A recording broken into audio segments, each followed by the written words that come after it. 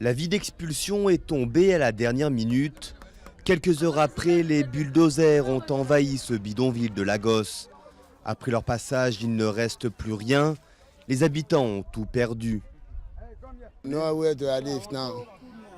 Rien, nulle part où dormir. On reste dehors, on dort dehors. Aidez-nous pour que le gouvernement voie comment ils ont démoli ce que l'on avait construit avec notre argent. Ils étaient près de 30 000 à vivre depuis un siècle dans cette communauté nichée au bord de la lagune, essentiellement constituée de pêcheurs.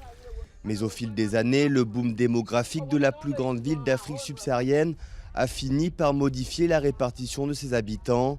Les plus aisés s'offrent des logements dans les nouveaux quartiers huppés. Les plus pauvres sont chassés.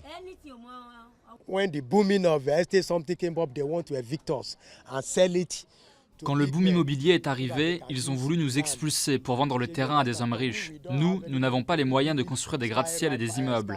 Mais ce n'est pas une raison pour que les pauvres ne puissent pas vivre à côté des riches. L'expulsion a été particulièrement violente. Certains habitants ont été attaqués à l'arme blanche et au moins 3 personnes auraient été tuées. L'État de Lagos n'a proposé aucune solution de relogement et a nié être impliqué dans la démolition du bidonville. C'est une pratique de l'âge de pierre.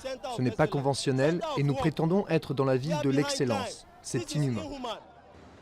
Les projets d'aménagement urbain fleurissent à Lagos pour faire face à la démographie galopante de la ville. Par conséquent, d'autres bidonvilles sont aujourd'hui menacés sous la pression des promoteurs, comme l'immense cité lacustre de Makoko et ses 250 000 habitants.